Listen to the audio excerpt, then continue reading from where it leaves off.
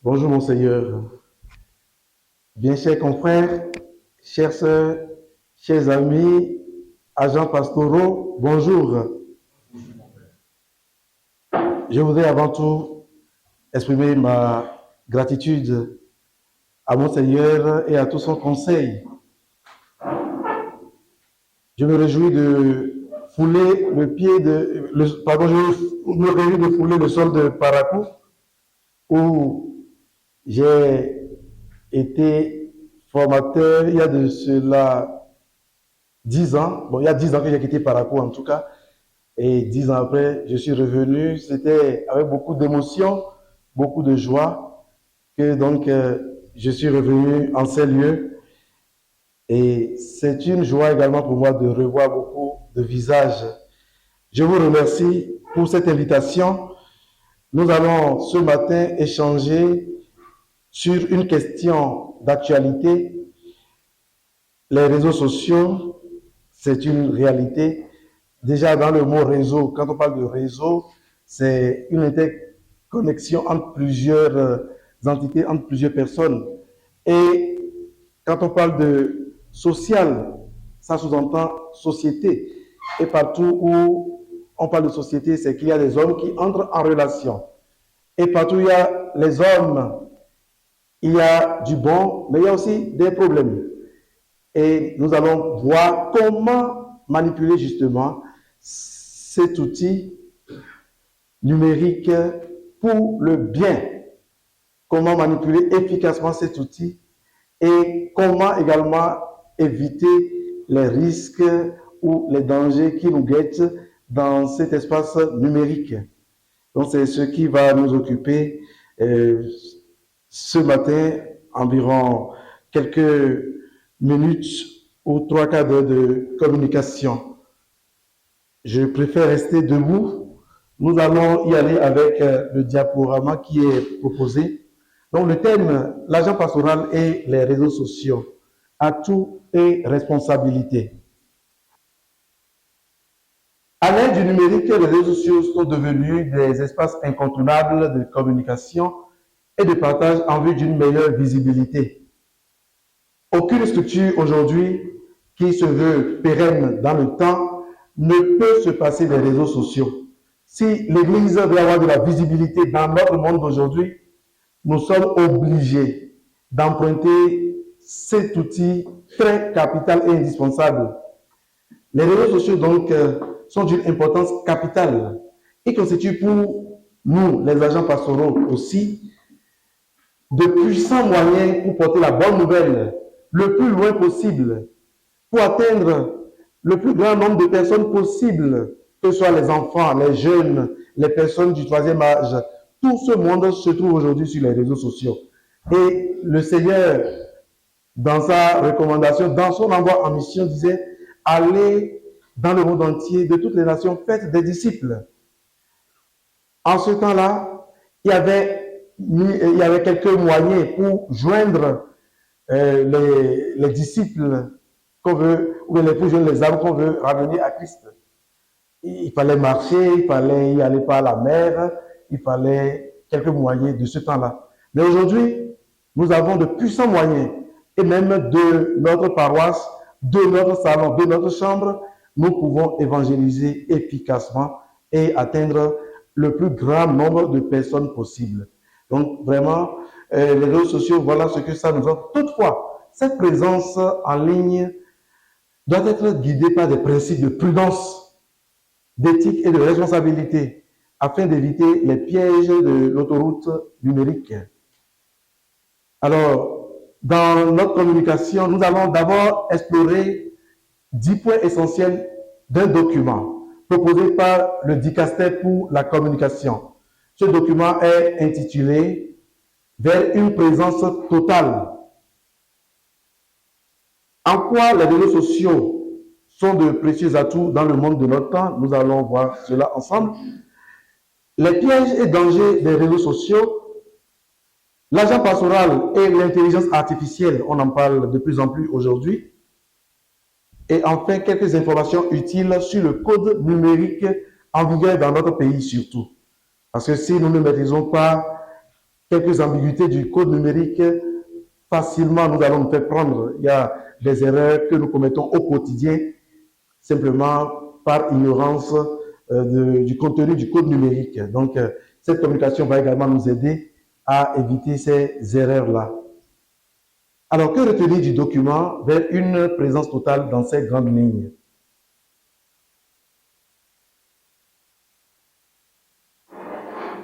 D'abord, le contexte et les objectifs du document. Le dicastère pour la communication a publié ce document récemment, il y a à peine 2 ans, c'était en 2023. Et il s'agit d'une réflexion pastorale à propos de l'engagement des agents pastoraux sur les réseaux sociaux. Et le document vise à encourager une présence chrétienne authentique sur ces plateformes numériques que la technologie nous offre aujourd'hui. Ce document met en garde contre les dérives possibles qui peuvent naître de l'usage des réseaux sociaux. Les réseaux sociaux, comme nous le savons, peuvent conduire à l'isolement. On peut s'isoler, on peut être avec les siens et pourtant s'isoler parce qu'on est en ligne et on veut communiquer avec d'autres qui sont peut-être plus loin. Donc, ça peut conduire à l'isolement. Donc, ce document nous met en garde contre cet isolement, contre la superficialité, contre l'agressivité en ligne, etc. Ce document nous donne des repères également pour une communication respectueuse de la dignité de la personne humaine et pour une communication évangélisatrice. Quel est le problème que le document souligne essentiellement? La problématique. Face au grand progrès réalisé à l'ère du numérique, une question urgente surgit. Comment devons-nous vivre dans le monde numérique en tant que proches aimants, véritablement présents et attentifs les uns aux autres dans notre voyage ensemble le long des autoroutes numériques? Alors, comment être présents et attentifs les uns aux autres dans cet espace numérique-là que nous avons aujourd'hui? C'est le problème, en gros, qui a été abordé dans ce document vers une présence totale. Et les attentes, le document a évoqué également les attentes. Les jeunes comme les générations plus âgées demandent à être rencontrés là où ils se trouvent, c'est-à-dire dans l'espace numérique. Pour rencontrer aujourd'hui les jeunes, c'est vrai, nous avons plusieurs moyens de les rencontrer. Nous pouvons les rencontrer dans les activités paroissiales, dans les activités diocésaines, etc. Mais pour les rencontrer aujourd'hui de façon plus efficace, nous pouvons les rencontrer et nous devons d'ailleurs les rencontrer sur les réseaux sociaux. C'est là où ils sont fortement présents. Et nous allons découvrir ça tout à l'heure à travers les différents types de réseaux. Quoi communiquer et comment communiquer? D'abord, quoi communiquer? L'agent pastoral dans l'espace numérique, sur les réseaux sociaux, est appelé à communiquer les valeurs humaines et les valeurs chrétiennes. Nous sommes appelés à communiquer le Christ. Et communiquer le Christ, c'est communiquer la foi, c'est communiquer l'amour, c'est communiquer l'espérance. D'ailleurs, en cette année, et où toutes les attentions sont polarisées sur l'espérance, le pape vous invite à communiquer l'espérance, la tolérance et toutes les autres valeurs que nous communiquons déjà si bien au quotidien. Et comment communiquer? D'abord, dans l'espace numérique, nous sommes appelés à faire preuve de discernement. Ça, c'est un point capital. Nous devons discerner. Sans discernement, nous pouvons faire des confusions qui pourraient justement aller aux antipodes de l'objectif que nous nous sommes fixés en allant dans cet espace numérique. Et également la prudence sur les réseaux sociaux. L'agent pastoral est invité à faire preuve de prudence. Prudence, par exemple, je suis chargé de communication dans mon diocèse ou bien à la conférence épiscopale et à moins de choses, la presse vient tout de suite pour dire « Ah, nous voudrions mieux comprendre ceci, mieux comprendre cela ». Si je ne fais pas preuve de prudence, la presse est capable de m'amener sur des terrains peut-être un peu ambigus, un peu délicats. Et ils en ont là. Je ne peux pas vous dire combien de fois, et c'est presque tous les jours, ils viennent, ils veulent des informations, ils veulent mieux comprendre ceci, cela.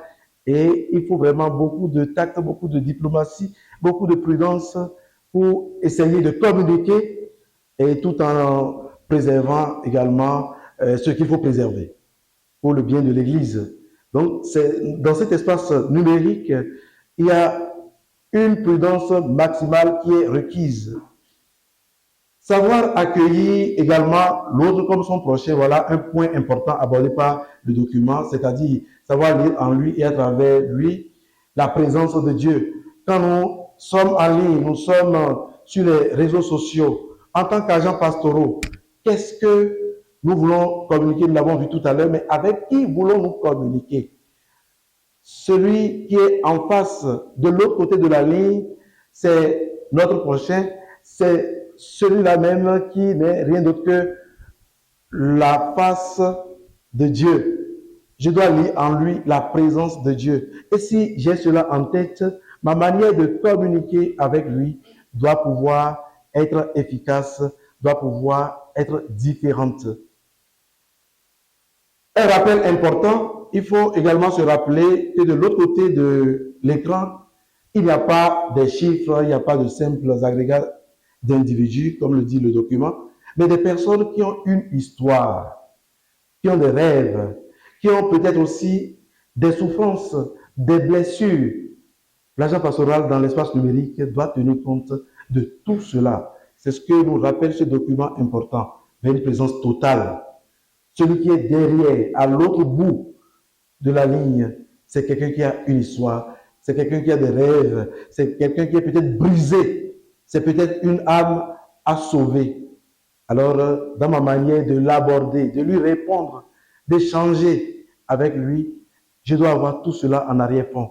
Et ça aide justement dans la manière de l'approcher, de diffuser le message et d'atteindre l'objectif. Les réseaux sociaux, au 6e point du document, sont présentés comme un chemin vers l'autre. En effet, les réseaux sociaux doivent être perçus comme un chemin vers Jéricho, rempli d'occasions de rencontres imprévues, comme pour Jésus. La rencontre de Jésus avec un mendiant qui crie au bord de la route dans Luc 18, 35 à 43. La rencontre avec un collecteur d'impôts malhonnête qui se cache dans les branches d'un figuier, qu'on fait Luc 19, 1 à 9. Et la rencontre avec un blessé, laissé à moitié mort par les brigands, et qui a été justement approché par le bon samaritain.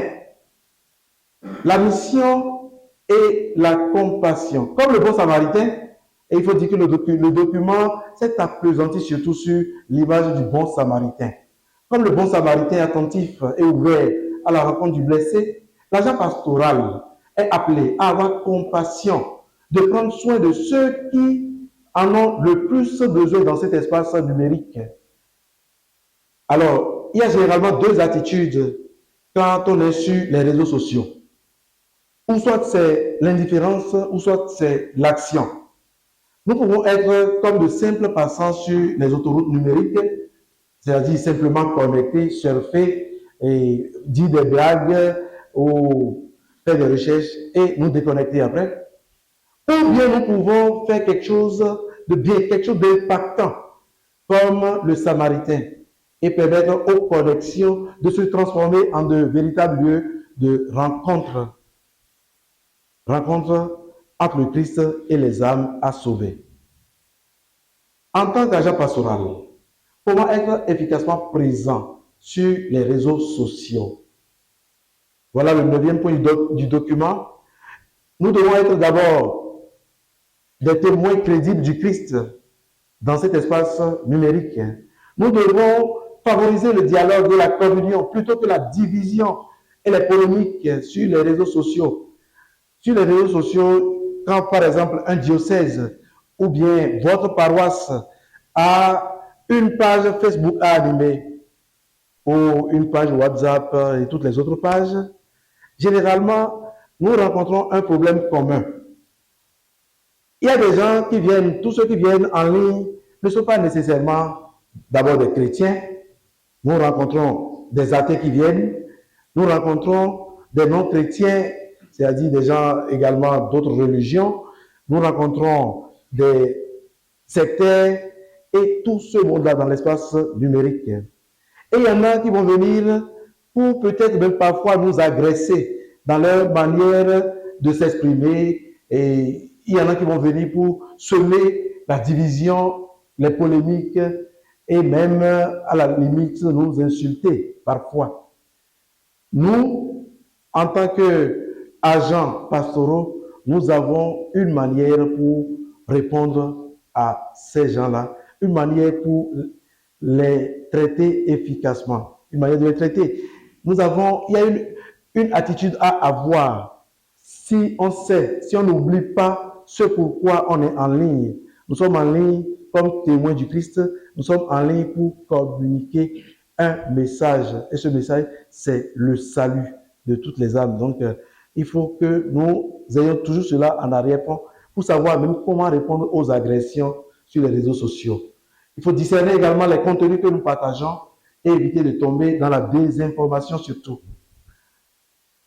Très vite, nous partageons beaucoup de choses et parfois sans discernement. Dès qu'on reçoit une vidéo, une image, allez, on partage très facilement.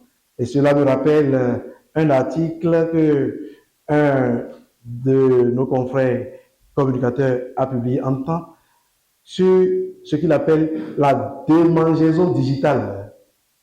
C'est-à-dire, la démangeaison, nous savons ce que c'est. Et donc, quand nous sommes sur nos téléphones, dès qu'on reçoit quelque chose, sans grand discernement, nous sommes prompts à vite partager. L'agent pastoral ne devrait pas aller si vite en besogne. Nous devons toujours discerner les éléments que nous partageons. C'est très important. Et pour finir, le document a fait cette belle prière. Que l'image du bon samaritain qui a soigné les blessures du blessé en y versant de l'huile et du vin soit notre inspiration. Que notre communication soit un baume qui soulage la douleur et un bon vin qui réjouisse les cœurs. Voilà donc les 10 points essentiels de ce document vers une présence totale. En grand 2, en quoi les réseaux sociaux sont de précieux atouts pour les agents pastoraux dans le monde de notre temps?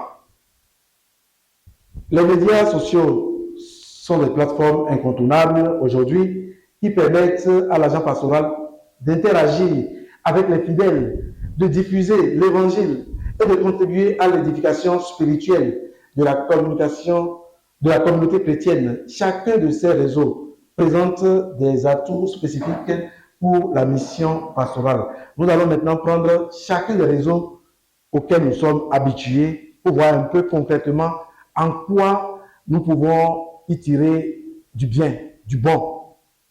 Facebook, c'est une communauté interactive et engagée. Beaucoup sont sur Facebook aujourd'hui et dans le domaine pastoral, son utilité pour l'agent pastoral peut se résumer en ces points que je vais citer. On peut créer, et on doit d'ailleurs créer pour chaque diocèse et pour chaque paroisse qui va avoir de la visibilité, il faut créer une page Facebook pour le diocèse ou pour la paroisse, pour informer les fidèles sur les activités de l'Église.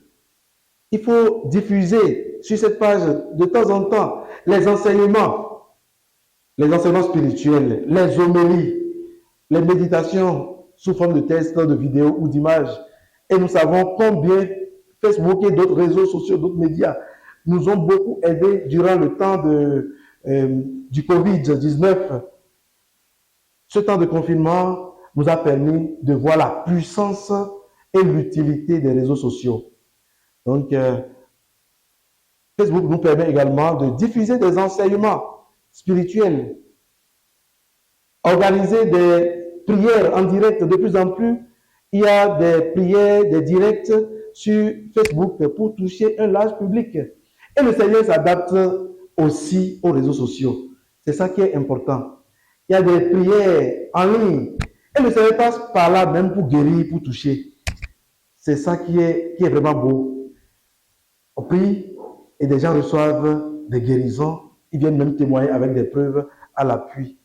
Et tout ça, le Seigneur s'adapte aux moyens modernes que nous offre le monde de notre temps pour agir si puissamment dans nos vies, dans la vie des âmes que nous avons à charge. Facebook nous permet également le dialogue avec nos fidèles par le biais des commentaires et des messages qui peuvent être diffusés et par ce canal. Et l'autre média, c'est YouTube. YouTube, nous connaissons désormais sa puissance en matière de vidéo et nous savons que c'est très utile pour l'évangélisation aujourd'hui. Si Monseigneur a une ordination ou une grande célébration, l'anniversaire du diocèse, de l'archidiocèse ou un événement important, moi, depuis Cotonou, si il suffit que j'ai le lien, je peux tout suivre intégralement. De la même façon, dans les différentes paroisses, s'il y a une activité intéressante, vous pouvez faire le direct et celui qui se trouve à l'autre bout du monde, il suffit qu'il se connecte, qu'il ait le lien, il se connecte et il participe comme s'il était là. Il voit tout. Donc, c'est de puissants moyens que nous avons aujourd'hui. Et YouTube nous permet de poster donc des vidéos de catéchèse. Ça peut nous permettre de poster nos homélies, des témoignages sous un format dynamique.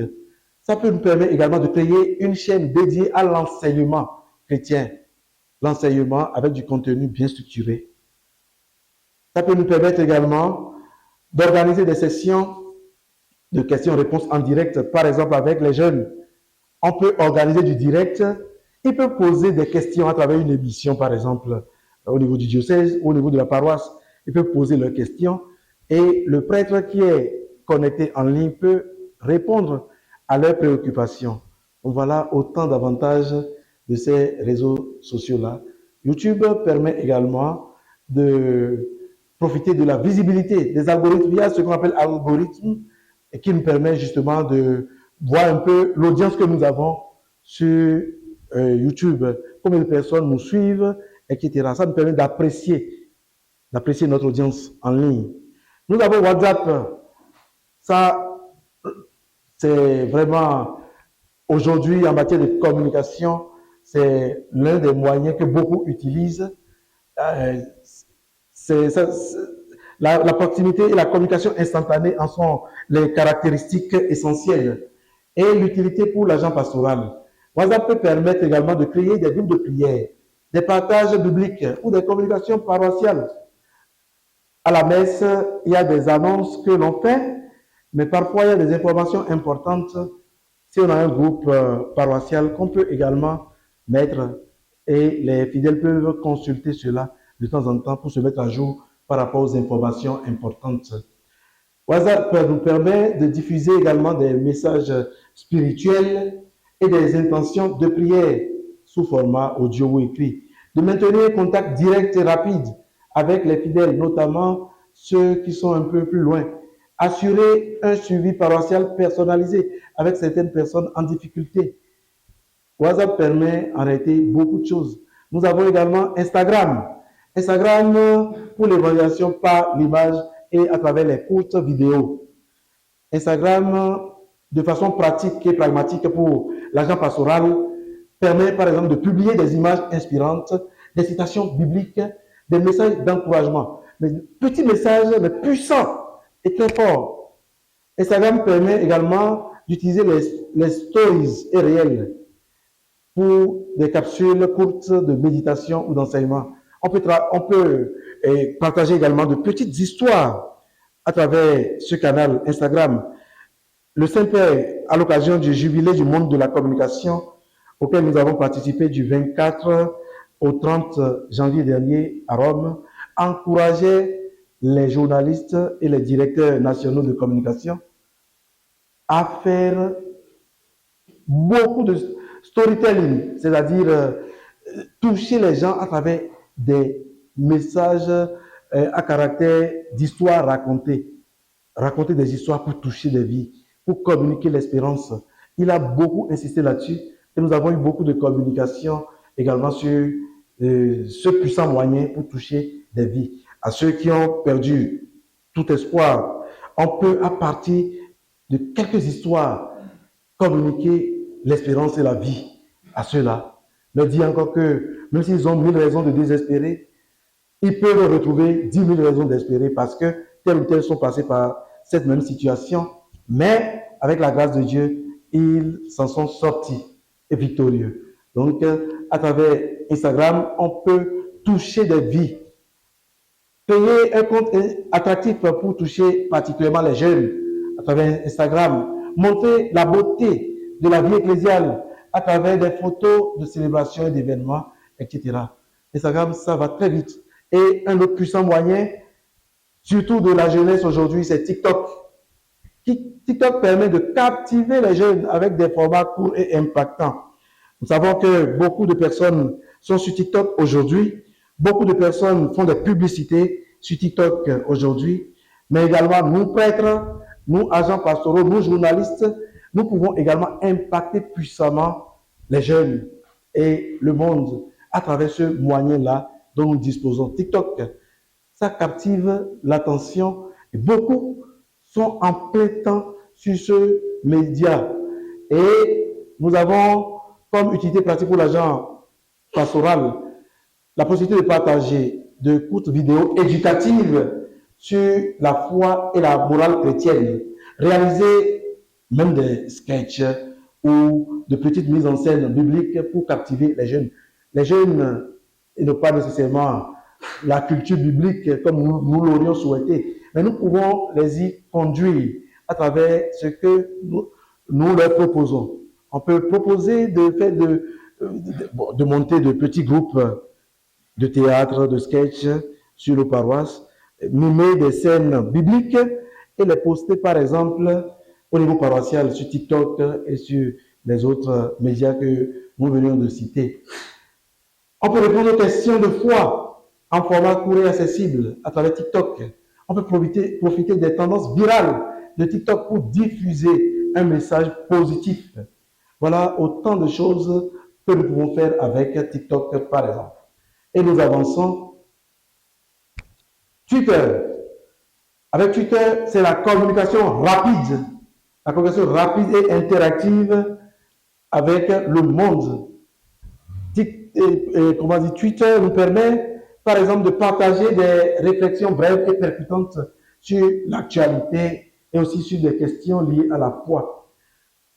Twitter nous permet d'interagir avec d'autres responsables, religieux, théologiens et figures bibliques. Twitter, le pape l'utilise également et ça permet de diffuser des messages d'encouragement et des extraits d'homélie. Twitter permet de participer au débat sur des sujets d'actualité, des sujets éthiques et des sujets sociaux.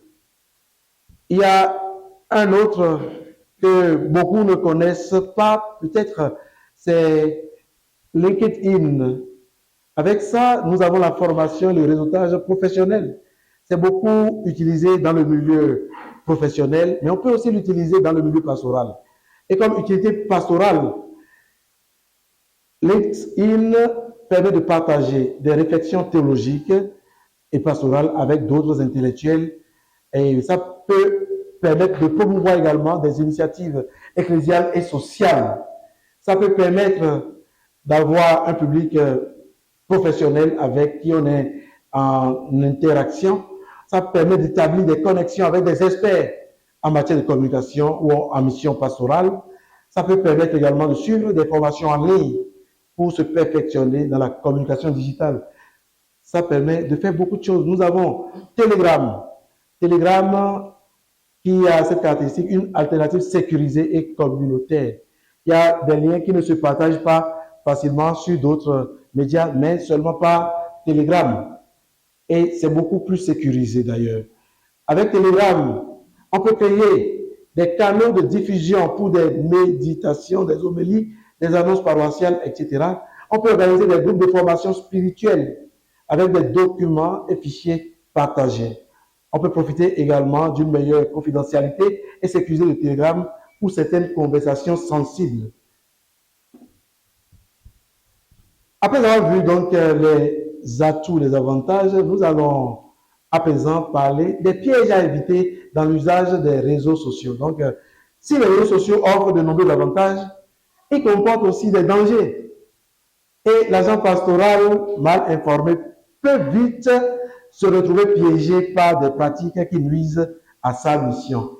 Et c'est en cela que je félicite et je loue cette initiative de l'archidiocèse de Parakou qui a bien voulu cette matinée de formation sur les réseaux sociaux afin de nous permettre de savoir qu'est-ce qu'il faut faire, qu'est-ce qu'il faut éviter pour ne pas tomber si facilement dans les pièges des réseaux sociaux.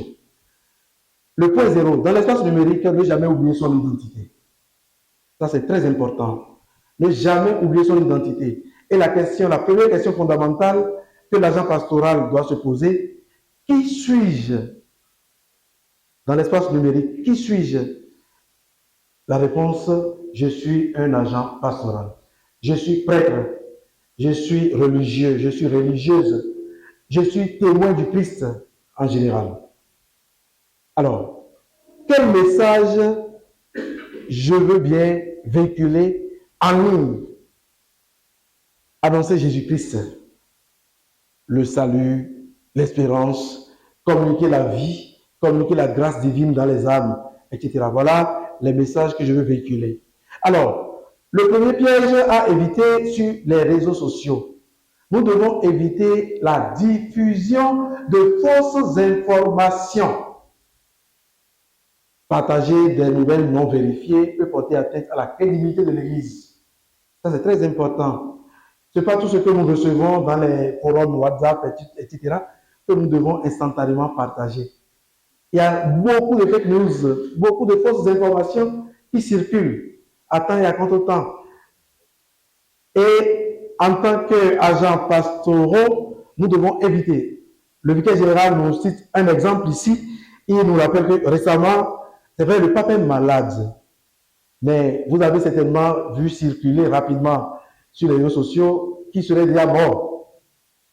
Et ces genres d'informations, il y en a qui l'ont relayé. Parmi nous, agents pastoraux, j'ai reçu également dans certains groupes, on ne peut pas véhiculer une information du genre sans aller vérifier sur le site officiel, par exemple, du Vatican.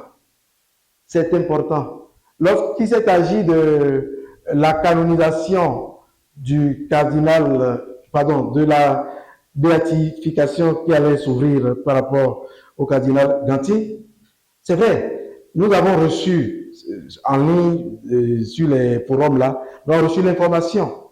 Mais tout de suite, tous les organes de presse, que ce soit la télé, la radio, tout le monde s'est rué sur moi, tout le monde voudrait avoir la confirmation parce que, voilà, on a appris, certainement ça répondait à une attente, et donc tout le monde voulait en savoir plus, etc.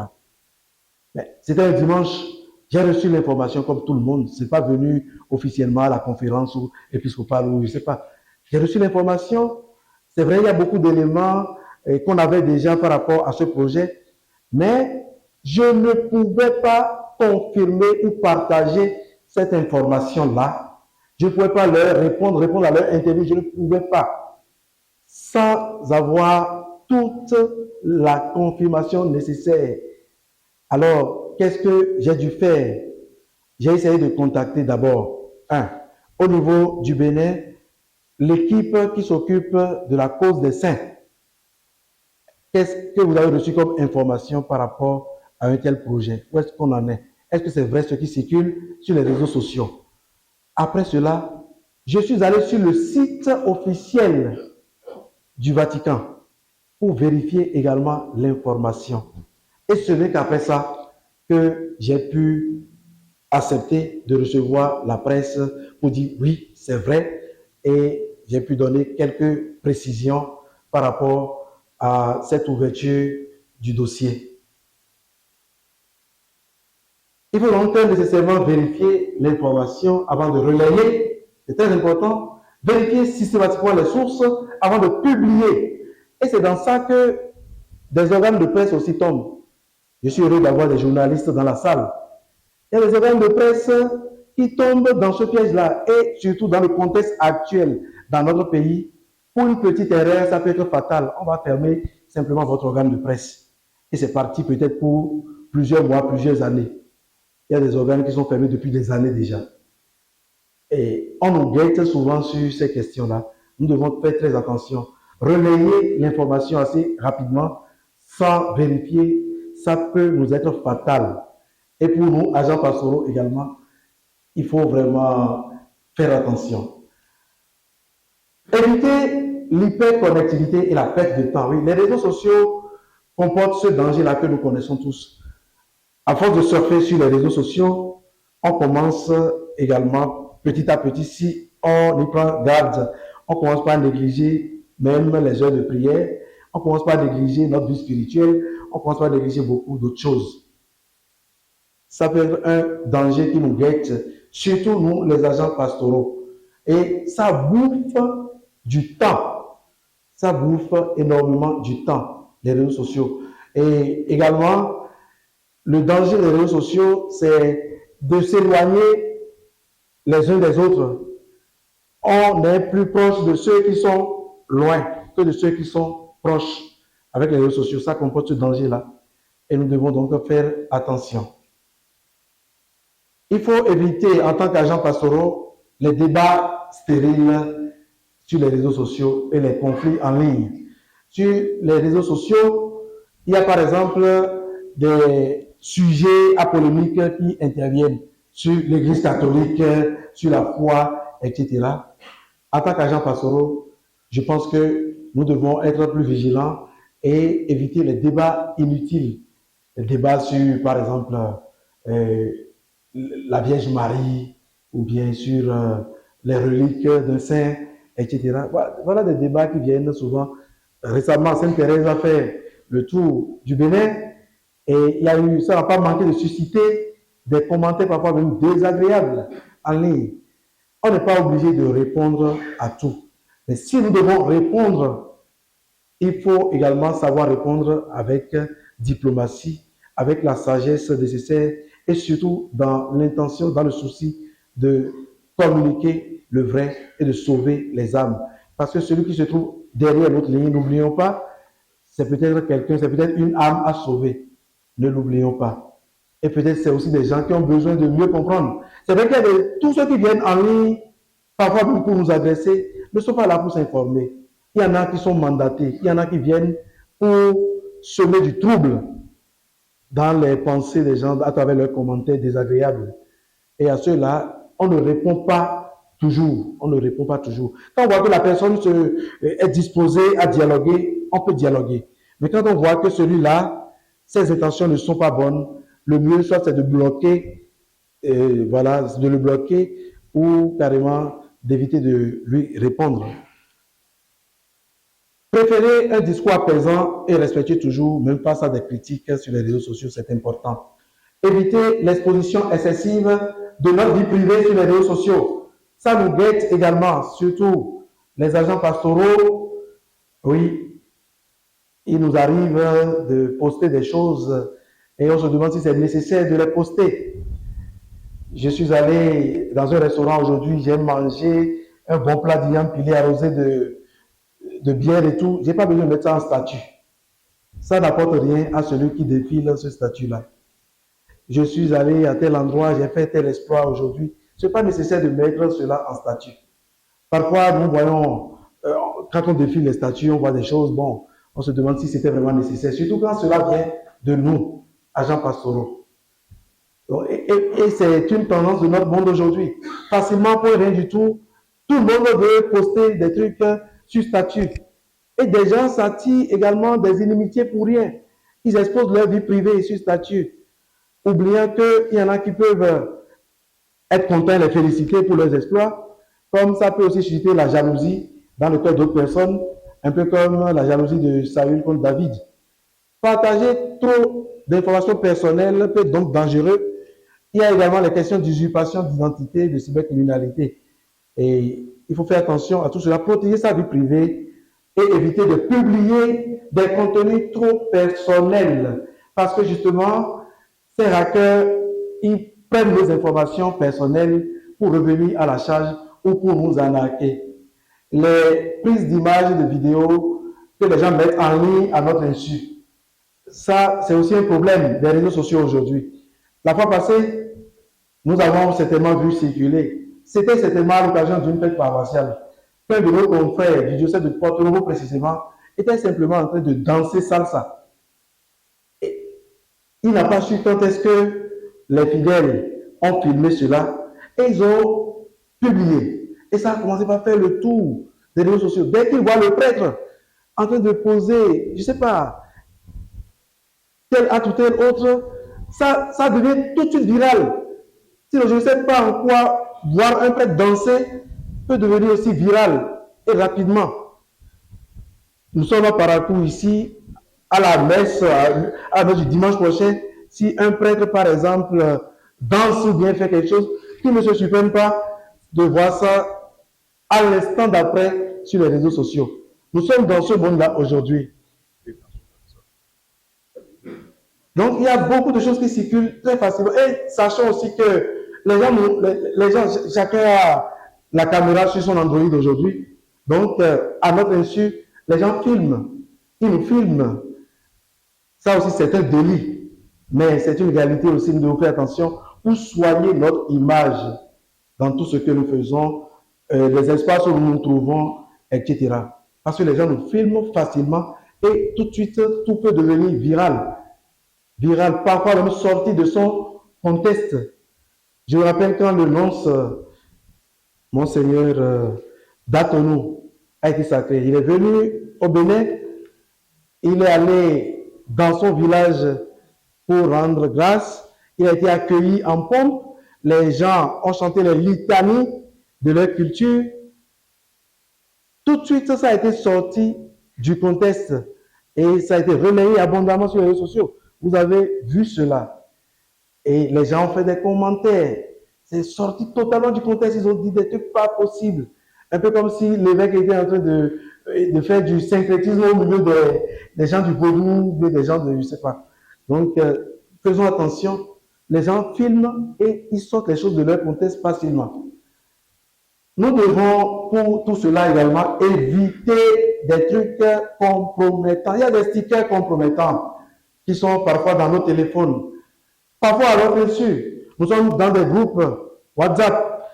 Des gens peuvent envoyer des stickers compromettants dans ces groupes-là qui peuvent s'enregistrer dans nos téléphones. Parfois, il faut appuyer pour enregistrer. Il y a d'autres images qu'on n'a pas besoin d'enregistrer soi-même et qui vont directement dans la mémoire interne du téléphone.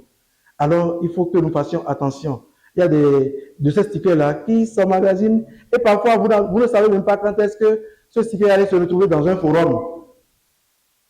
Et surtout, si c'est d'un prêtre que ça vient, d'une religieuse que ça vient, vous imaginez tout ce que les gens peuvent commencer par dire, par imaginer, etc.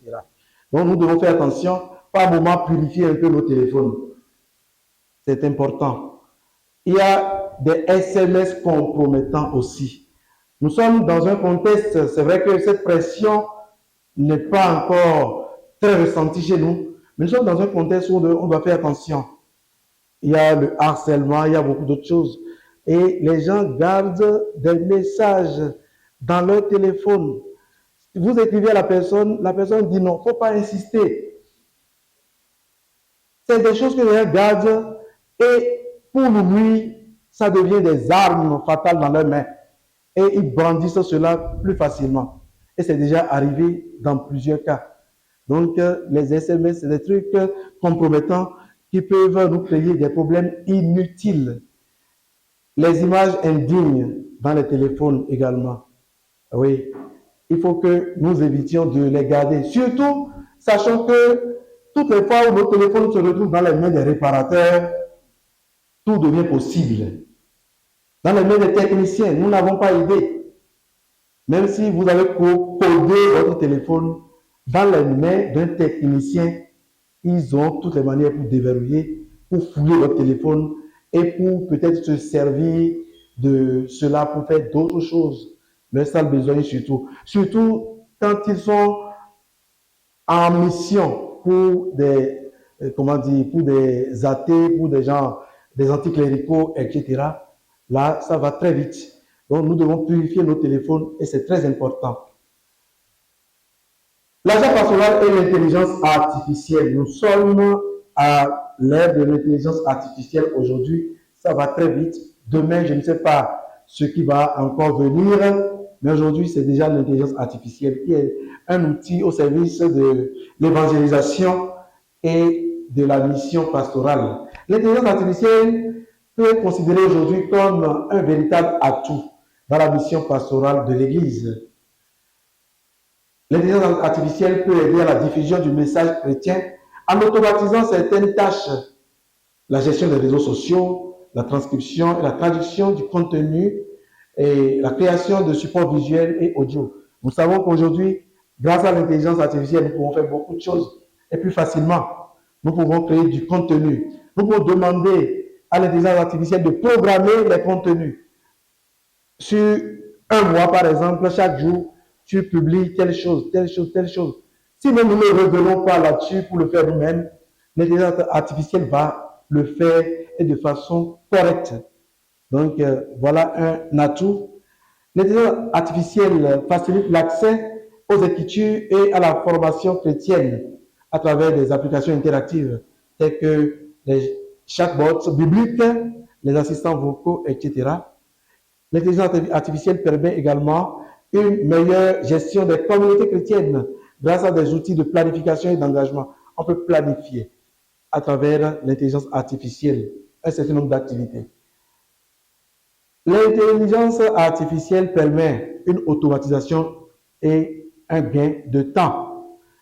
L'utilisation d'outils comme ChatGPT, que beaucoup connaissent aujourd'hui, ou bien Google Bard, pour rédiger même des homélies. Mais attention, l'intelligence artificielle est capable même de vous rédiger des homélies. Mais il faut absolument savoir, comment dire, savoir s'y prendre. L'intelligence artificielle ne peut pas remplacer le prêtre, ne peut pas remplacer l'intelligence du prêtre, ne peut pas remplacer l'inspiration divine, l'inspiration du Saint-Esprit. Le Seigneur, à travers ce test, veut communiquer un message à telle ou telle personne dans telle situation aujourd'hui. Laissons-nous inspirer par l'Esprit Saint. L'intelligence artificielle ne peut pas nous remplacer par rapport à tout. Ça peut faire beaucoup de choses, mais attention. L'intelligence artificielle, comme Canva, AI, peut permettre de générer des visuels de qualité pour les publications paroissiales. Grâce à l'intelligence artificielle, nous pouvons faire également des traductions rapides, même si ça a des limites également, à travers DeepL, Google Translation, pour rendre accessibles les enseignements à des personnes qui parlent d'autres langues. Donc, ça peut nous aider à tout cela. L'intelligence artificielle peut nous aider dans la diffusion de la parole de Dieu, des chatbots ou assistants vocaux, pour répondre aux questions des fidèles sur la Bible et la doctrine. Oui, mais attention, il y a aux États-Unis l'année dernière un incident avec l'intelligence artificielle. Vous le savez sans doute déjà. Il y a eu d'abord la question du père Justin. Ils ont créé une intelligence artificielle à qui ils ont donné le nom de Père Justin. Et vous avez n'importe quel problème, n'importe quelle préoccupation, n'importe quelle question, il suffit de s'adresser à cette intelligence artificielle, elle va vous répondre. Et ce Père Justin a bien commencé, mais à un moment donné, il a commencé par raconter des histoires, pas dire des trucs qui vont contre la foi. Et ils ont écrit un article dans lequel ils ont publié que rapidement Père Justin a été défroqué. Donc voilà jusqu'où l'intelligence artificielle nous conduit. Il y a les limites. Et également, il y a une autre intelligence artificielle qui a été conçue, vous avez certainement vu ça circuler, pour écouter les confessions. Vous allez au confessionnal, vous appuyez et vous entendez dire, oui, au nom du Père, du Fils et du Saint-Esprit, et vous parle comme si c'était le prêtre qui vous parlait. Vous dites vos problèmes. Et il a été programmé. Selon ce type de problème, voici les conseils à prodiguer. Selon ce type de problème. Donc, par exemple, quelqu'un qui dit, moi, j'ai fait l'avortement.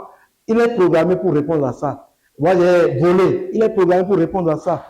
Je ne sais pas, n'importe quel péché que vous dites, il est programmé pour répondre à ça. Et ça, c'est aussi, bon, ils se disent que c'est la science. Mais voilà les problèmes réels que nous posent les questions de la technologie aujourd'hui. La modernité qui nous conduit jusque-là. Donc, c'est des problèmes qui sont posés et nous devons réfléchir par rapport à tout cela. Nous avons les plateformes de prière assistées par l'intelligence artificielle comme Halo et Glorify qui offrent des méditations instantanées également. L'intelligence artificielle peut permettre une meilleure interaction entre les fidèles également. L'IA peut aider à programmer et personnaliser les réponses aux questions des paroissiens sur WhatsApp et Messenger. L'IA peut permettre d'analyser les interactions sur Facebook, sur YouTube pour comprendre quel contenu touche le plus de fidèles, etc. Ça, c'est pour dire tout ce que l'IA est capable de faire. Mais je ne dis pas que nous devons le faire avec l'IA. Tout ce que l'IA est capable de faire, c'est ça que je suis en train de citer dans le cas d'espèces. Mais dans le contexte qui est le nôtre, nous devons toujours être là. L'IA ne peut pas nous remplacer. Ça, c'est très important parce que nous avons charge d'âme. Exemple concret, une paroisse pourrait utiliser l'IA pour générer des sous-titres et traductions automatiques, des homélies sur YouTube, permettant aux sourds ou aux non-francophones de nous suivre. Il y a tout ça que l'IA peut faire aujourd'hui. Mais malgré ces avantages, l'IA pose des défis éthiques et pastoraux. Le premier défi, la déshumanisation de la communication. L'IA ne remplace pas la relation humaine, essentielle dans la mission pastorale. L'IA ne peut pas remplacer l'homme, ne peut pas remplacer le pasteur. L'IA ne peut pas nous remplacer. La deuxième chose, les dangers des fake news et des manipulations. Discerner la véracité des informations et sensibiliser les fidèles à l'esprit critique. Avec l'IA, vous pouvez demander un test pour répondre à ceci ou cela, mais il suffit d'aller vérifier. Vous allez voir que l'IA est allée glaner des informations un peu partout et parfois même est allée sortir des trucs d'un autre contexte pour venir les plaquer dans votre réponse à vous. Et si vous voulez vous fier à l'IA seul, vous risquez de faire du non-sens, du contresens ou carrément de dire des contre-vérités. Parce que dès que vous insérez vos données que vous recherchez dans la barre de recherche, l'IA va aller colporter toutes les informations qu'elle arrive à trouver le plus rapidement possible et vous les plaque là. Et c'est à vous de vérifier, de purifier ces informations-là. Il y a également la protection des données. Veiller à une utilisation éthique et respectueuse des personnes également. Et il y a un appel à une approche responsable et éthique de l'IA aujourd'hui. Nous, agents pastoraux, nous sommes encouragés à un usage réfléchi et encadré de l'IA dans la mission d'évangélisation. Promouvoir une culture de discernement. L'IA est un puissant outil, mais elle ne remplace ni le discernement spirituel, ni la sagesse humaine. Pour conclure, nous dirons que l'IA est un outil puissant qui, bien utilisé, peut aider l'Église dans sa mission. Cependant, il est essentiel de garder une approche éthique et pastorale. L'IA ne remplace pas l'homme, je le redis. Il faut du discernement et de la prudence. Et il faut de la formation et l'accompagnement. Il ne faut pas laisser l'IA résoudre tous les problèmes. Il faut nécessairement être présent également pour mieux accompagner. À présent, nous allons voir rapidement pour finir l'essentiel à connaître sur le code numérique. Mon peuple meurt faute de connaissances. Et par rapport au code numérique, en tant qu'agent pastoraux, en tant que journaliste et tout le reste, nous avons le devoir de connaître le code numérique. Mais le code numérique en lui-même, c'est un document très, très, très large. C'est un document, j'ai vu une version du code numérique récemment, ça fait au moins 600 pages. Il y a d'autres qui dépassent 600 pages. Donc, on ne peut pas connaître tout cela. Mais l'essentiel que nous pouvons déjà savoir pour notre propre gouverne, nous allons le voir ici. Donc, notre gouvernement du Bénin date de 2018 et encadre l'usage d'Internet et des réseaux sociaux. Tout agent pastoral en ligne doit connaître les règles de base pour éviter des situations compromettantes. D'abord, la protection des données personnelles, une confidentialité limitée. De nombreux utilisateurs pensent que les informations partagées sur les réseaux sociaux sont privées et sécurisées. Mais en réalité, ce n'est pas le cas. Toute donnée publiée en ligne peut être copiée, stockée ou partagée par d'autres utilisateurs sans l'accord de son propriétaire. Donc, toutes les données que nous partageons en ligne peuvent être récupérées. Autrement, quand nous devons faire attention. Et nous devons savoir que même après suppression de fichiers tels que les photos, les vidéos, les images, ce n'est pas automatiquement parti ou effacé du téléphone. Ces trucs-là restent stockés sur des serveurs, sur des plateformes et dans la mémoire de l'appareil, bien souvent. Et si on veut retrouver même des trucs qui ont été supprimés, il suffit de prendre le téléphone, de savoir comment procéder. On peut avoir accès même à ces données qui ont été supprimées. Donc, il faut que nous le sachions en étant en ligne et en stockant des trucs. Certaines applications collectent des informations sur les activités et les préférences des utilisateurs à des fins commerciales. Quels conseils pratiques pour les agents pastoraux que nous sommes? D'abord, limiter les informations personnelles publiées en ligne. Et aussi, nous commettons souvent quelques erreurs. Je voudrais avoir le numéro du père Jonathan, par exemple, et je demande au père Dominique. Le père Dominique m'envoie directement le numéro du père Jonathan sans l'avoir consulté.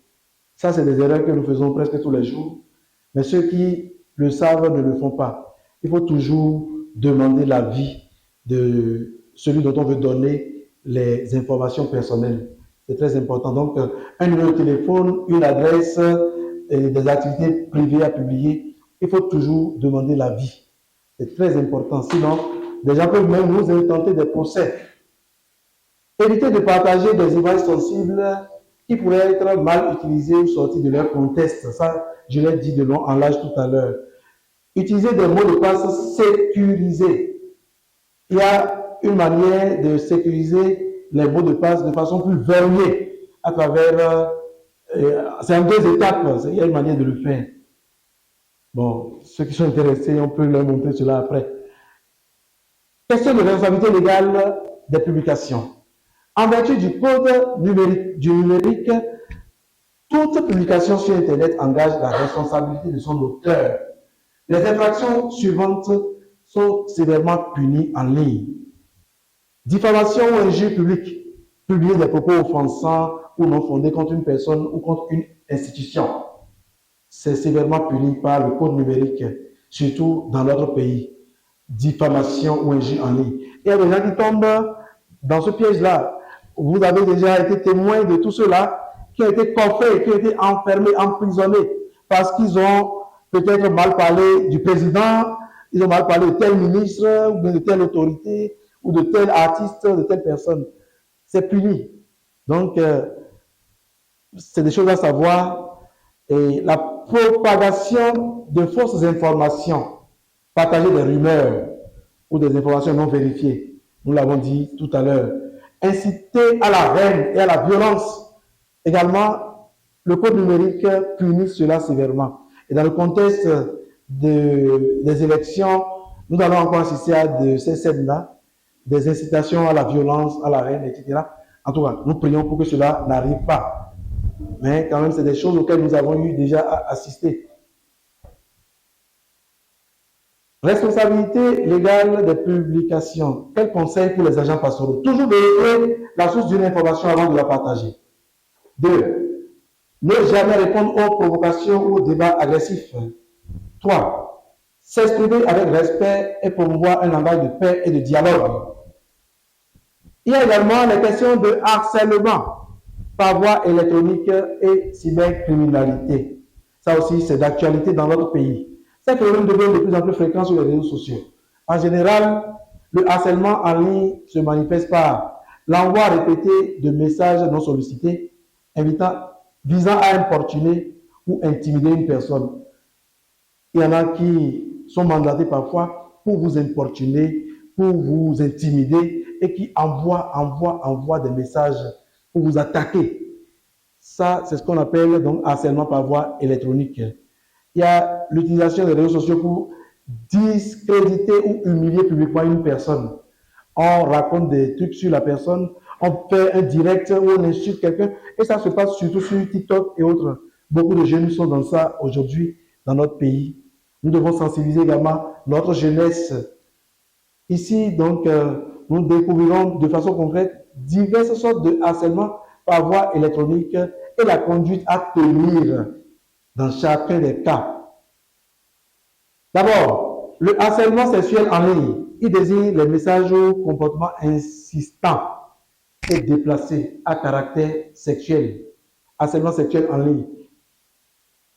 Vous écrivez à quelqu'un, la personne dit non, je ne veux pas, vous insistez. C'est déjà du harcèlement sexuel en ligne et c'est puni par le code.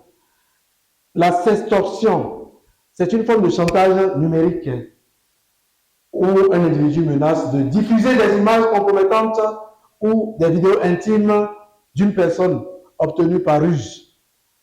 Et cette personne exige de l'argent ou bien autre faveur. Si tu ne me fais pas ci, ou bien si tu ne me donnes pas tel nombre de millions, je vais diffuser. J'ai des vidéos sur toi. Je vais diffuser. Il y a des gens qui font ce genre de chantage. J'ai eu à gérer même récemment, il n'y a pas si longtemps, un cas comme ça, d'un agent pastoral. Il m'a appelé, il m'a dit qu'il y a un numéro qu'il appelle et qui dit justement qu'ils ont des trucs sensibles sur lui et qu'ils vont diffuser s'il n'envoie pas tel montant. Et je lui ai dit la conduite à tenir. La conduite, je l'ai décrite ici. Donc, il y a de ces choses-là, c'est la sextorsion, on appelle ça.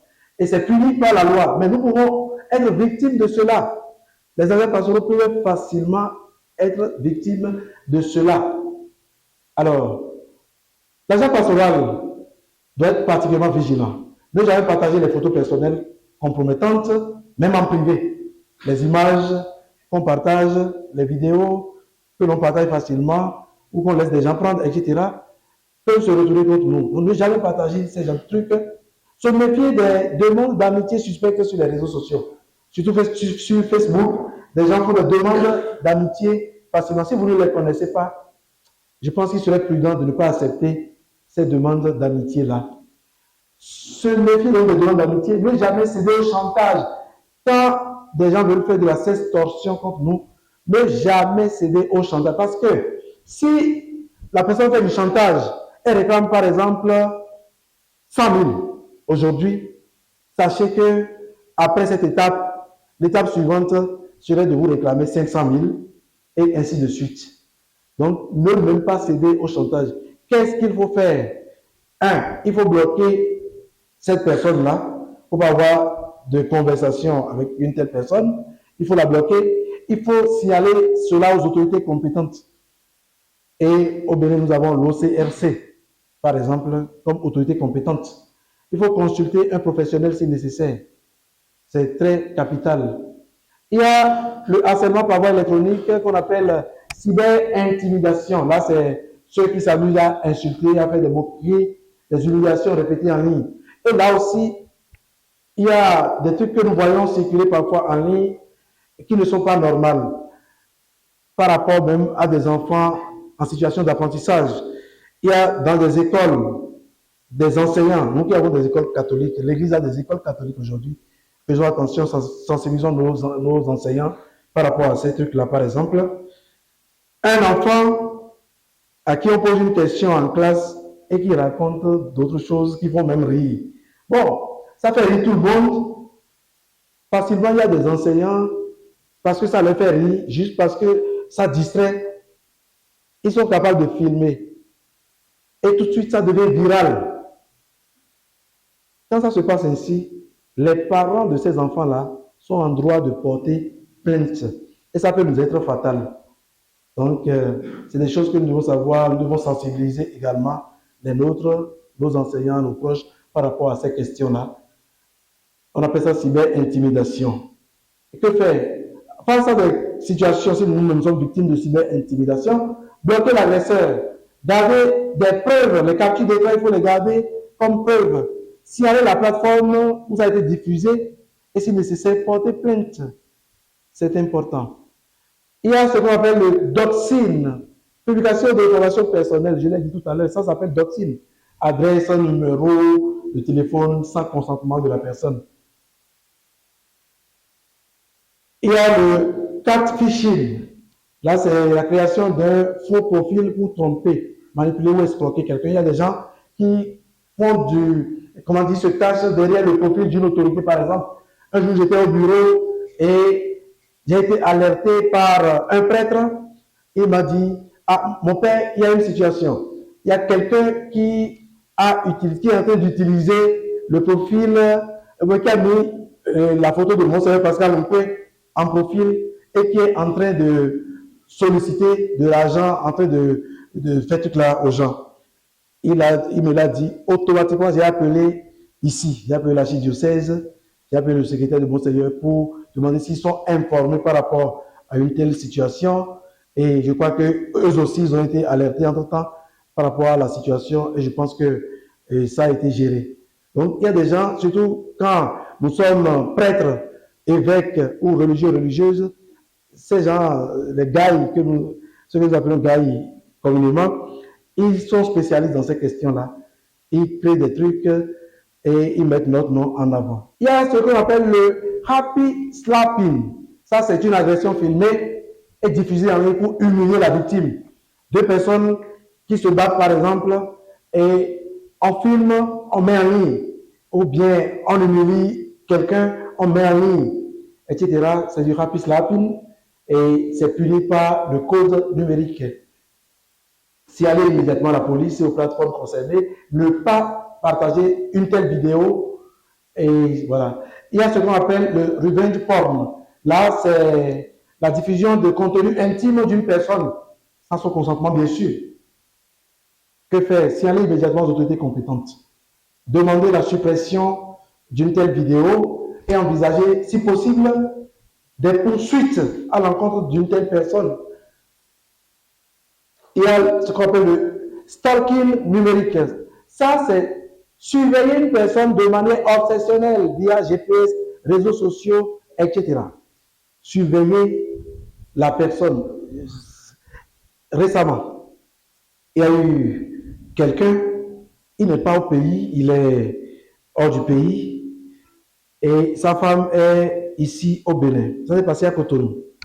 Sa femme est ici au Bénin. Il est venu en congé. Bon, il est venu faire un séjour au pays, mais parce qu'il ne fait plus confiance à sa femme, parce qu'il ne sait pas ce qui se passe exactement en son absence, il a commis un délit. Et je pense que ça va lui être fatal. Qu'est-ce qu'il a fait? Il a prêté la voiture de sa femme pour faire des courses. Il est allé à l'insu de sa femme installer des caméras de surveillance dans la voiture. Pour que justement, quand lui sera en Europe, si la femme passe n'importe où, il sera en train de la suivre, de la contrôler. Et cela a été su par la femme. Et je pense qu'elle a porté plainte selon les informations que j'ai eues. Je ne sais pas comment ils ont géré la situation. Mais ça a posé des problèmes dans ce foyer-là, en tout cas à l'heure où je parle. Donc, c'est le stalking numérique, surveiller une personne de façon obsessionnelle à travers le GPS, les réseaux sociaux, etc. Que faire? Quand on s'en rend compte, il faut renforcer la sécurité de ses comptes et de tout ce par quoi on peut être espionné. Si aller demander une restriction judiciaire si nécessaire. Il y a ce qu'on appelle également le scam ou le phishing. des tentatives de fraude via les messages trompeurs. Et à ce niveau, ne jamais cliquer sur les liens suspects. Et au Bénin, ici, il y a beaucoup de liens suspects que les gens mettent en ligne. Ils disent par exemple, la BOA, à l'occasion de ses 30 ans, je ne sais pas combien d'années, veut distribuer de l'argent. Cliquez sur ce lien. MTN veut récompenser ses fidèles clients, etc. Et il y a des gens qui cliquent toujours. On ne doit jamais cliquer sur ces trucs-là. On ne clique pas sur des liens comme ça. Parce que des gens réussissent à rentrer dans vos appareils à partir de ces liens-là. Et la suite, parfois, vous ne maîtrisez pas toujours comment ça va se passer et jusqu'où ça peut aller. Donc, c'est ce qu'on appelle du phishing. Voilà. Il faut ne jamais cliquer sur les liens suspects, vérifier les sources et signaler aux structures compétentes.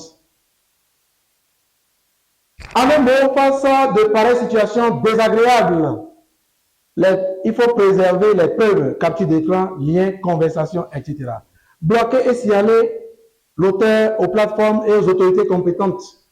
Se protéger. Paramètres de confidentialité stricts. Éviter de partager des informations sensibles. Demander de l'aide aux structures, aux forces en tout cas, aux forces de l'ordre ou un avocat en cas de menace grave. Voilà un peu comment il faut réagir. Quelques conseils pratiques aux agents pastoraux. Utilisez donc des paramètres de sécurité élevés sur nos comptes. Les mots de passe simples que nous mettons là ne suffisent pas. Il y a les mots de passe qu'on appelle double authentification qu'il faut essayer d'apprendre à utiliser pour mieux sécuriser nos appareils et nos médias. Ne jamais demander ou accepter des dons en ligne dans un cadre officiel, sans un cadre officiel sécurisé. Donc, ceux qui veulent nous faire des dons, qui sont de généreux donateurs qui vous écrivent ou qui demandent de cliquer sur des liens, ou bien des gens, telle personne veut léguer son héritage quelque part, et on vous écrit par mail, il ne faut jamais cliquer sur ces trucs-là. Voilà. Signaler immédiatement un compte usurpant son identité aux administrateurs du réseau concerné. Donc voilà les dispositions qu'on peut prendre. Et la protection des mineurs sur les réseaux sociaux. Interdiction de partager des images de mineurs sans l'accord des parents. Voilà, j'ai fait une photo avec un enfant et je mets ça sur statut WhatsApp sans l'accord des parents. On le fait facilement en un geste, mais ça peut être fatal. Ça peut être fatal. J'aime bien cet enfant, c'est son anniversaire de naissance. Je mets sa photo en statut sans l'accord, sans l'autorisation de ses parents. Ça peut être fatal. Ça semble banal, mais le code numérique ne nous le permet pas. Ce qui est bien à savoir également, puisque ça nous concerne tous, et là je tends vers la fin, règles en vigueur pour l'installation des caméras de surveillance. Ça se passe nécessairement les réseaux sociaux, mais je trouve nécessaire et important d'en parler ici. Parce que il peut arriver que pour mieux surveiller le centre Guiriobé, ou bien le séminaire de Fatima, le sanctuaire, pour mieux surveiller notre paroisse, pour mieux surveiller les troncs de quête dans notre église, pour mieux surveiller notre bureau, etc., il peut arriver que nous veuillions mettre des caméras de surveillance. Là également, on ne se lève pas pour mettre de caméras de surveillance. C'est vrai que les Chinois vendent aujourd'hui des caméras de surveillance partout, mais on ne doit pas se lever comme on veut pour aller en acheter, appeler le technicien et il viendra installer. Il y a des étapes à suivre avant d'installer des caméras de surveillance. Cela par respect des réglementations juridiques et techniques. Il faut suivre les réglementations juridiques, techniques et éthiques en vigueur dans notre pays, par exemple, pour être efficace et conforme aux réglementations avant d'installer. En installant maintenant, quand on a obtenu l'autorisation, il faut éviter de filmer ou de mettre ces caméras-là sur des espaces privés, sur un vestiaire par exemple. Au centre d'IVV, quand les ouvriers viennent, ils doivent s'échanger dans un vestiaire. Je ne dois pas mettre de caméra de surveillance là. Ce n'est pas possible, c'est un espace privé. Dans les toilettes, ce n'est pas possible, nous le savons naturellement. Que notre caméra ne soit pas orientée vers une maison voisine, des domiciles privés. Si ces voisins s'en rendent compte, ils peuvent vous intenter un procès. Donc, il y a une manière d'orienter et d'installer les caméras de surveillance.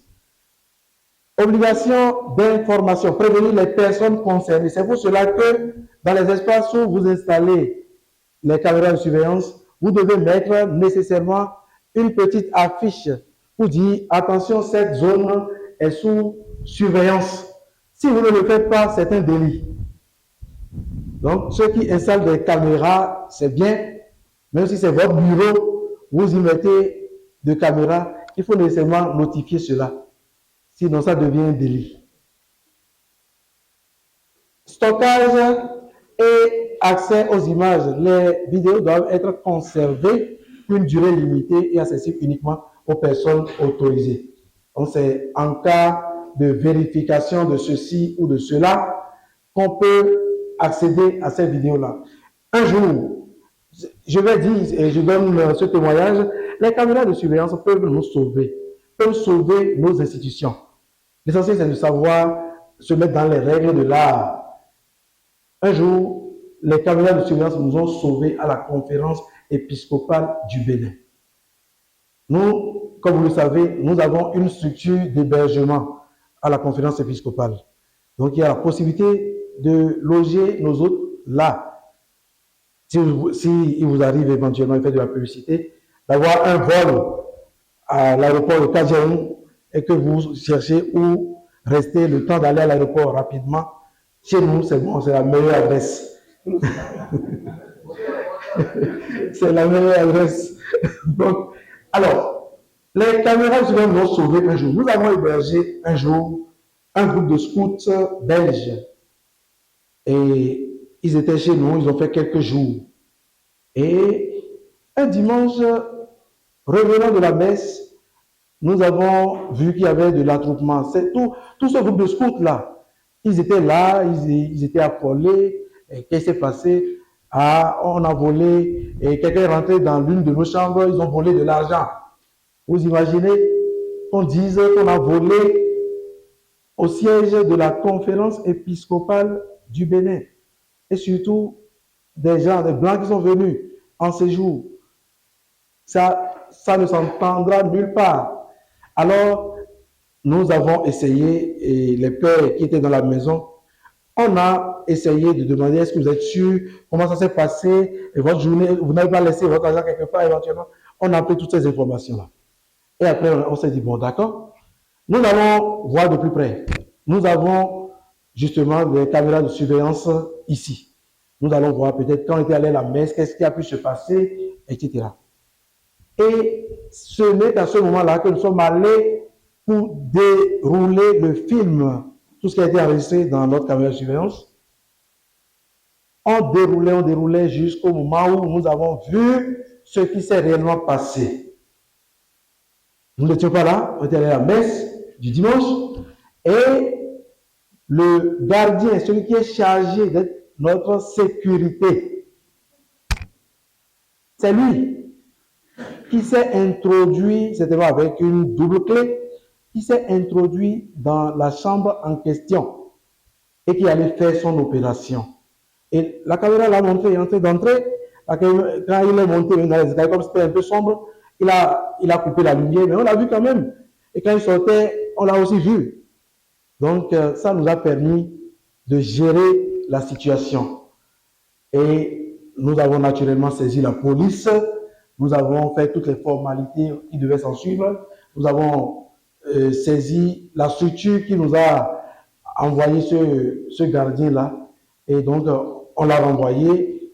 Finalement, on a même résilié le contrat avec cette structure-là. Nous avons dû prendre une autre structure. Mais bref, désormais, tous les gardiens savent que nous avons des caméras de surveillance dans la maison. Donc, voilà un peu. Chers pères, évêques, chers confrères, chers sœurs, chers journalistes, chers tous, l'agent pastoral en tant que témoin du Christ a donc un rôle important à jouer sur les réseaux sociaux, mais il doit le faire avec prudence, discernement et responsabilité. En s'appuyant sur les recommandations vers une totale présence, En connaissant les atouts et risques des plateformes numériques aujourd'hui et en respectant le code du numérique, l'agent pastoral pourra faire des réseaux sociaux un véritable lieu d'évangélisation et de communion au service de la mission de l'Église. Donc, c'est l'essentiel de ce que j'ai pu préparer pour vous aujourd'hui. Je vous remercie pour ce temps convivial.